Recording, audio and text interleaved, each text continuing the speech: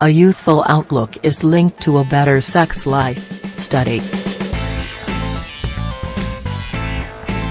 The good news? Great sex doesn't end at age 40. We are not our age, we are only as old as we feel. It's a phrase that is typically used to describe how much we engage in life. But it can also apply to how much we engage in sex. A new study, of adults aged 40 and over, explored how psychological factors, like our feeling of being younger or older than we are as well as our perception of others the same age, affect our sexuality. The older participants felt and the less positive their views of aging, the less they rated sexual activity as enjoyable over time, said the authors in the Journal of Sex Research. Feeling older, though not attitudes about aging, also predicted less interest in sex.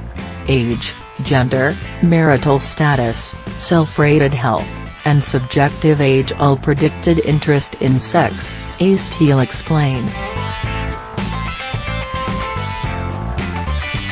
We also found that subjective age, how old someone felt, was just as important as someone's actual age when it came to predicting how they would rate the quality of their sex life. A new report by La Trobe University, titled Sex, Age and Me, found that the sex lives of many Australians, aged 60 and over, are thriving. Despite common stereotypes of the asexual older person, international studies have consistently shown many, but not all, people continue to have sex well into older age, wrote the authors of the paper published in March. They not only continue to have sex, it remains really important to a lot of people, says Bianca Feilburn from the School of Social Sciences at UNSW and a researcher on the Sex, Age and Me paper. One of the key findings was a lot of people found that actually their sexual lives got so much better as they got older because they could communicate better with their partner, they knew what they were doing, they had perhaps a more diverse range of techniques, Feilburn said.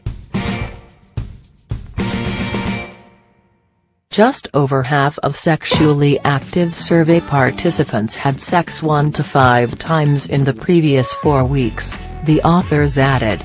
Even physiological changes that can affect us as we age did not necessarily result in diminished sex lives. For men who had erectile dysfunction or similar sorts of issues, it actually forced them to open up their sexual practices, so sex couldn't just be about penetration, Feilburn explained. It could do really good things for their sex lives because suddenly they had to be broader and more creative with perhaps the types of things women enjoy and find pleasurable.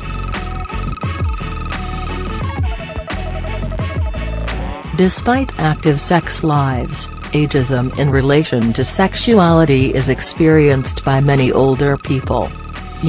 Gross is a common response of children to their parents' sexuality, said Feilburn. There was this really visceral, negative reaction to it, and that has to have some influence on your sense of self as a sexual being, she said. There can be a lot of shame and stigma about it, and that can be particularly problematic if you are having any issues in your relationship, for example. She added that aged care facilities often don't accommodate sexual relationships among older people, or give them privacy for self-pleasure, and many healthcare providers don't help the stigma either. A few people we spoke to said their doctor wasn't open to them talking about sex, Fileburn said. They were met with quite a dismissive attitude.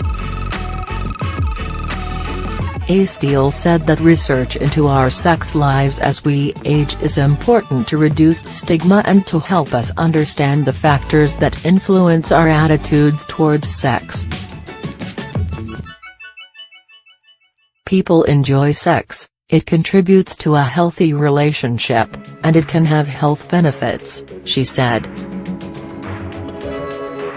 This particular study shows that addressing ageist attitudes about sex and helping people feel young at heart may actually help improve people's sex lives as they age. Fileburn added that such research really challenges a lot of the assumptions we have about sex in later life.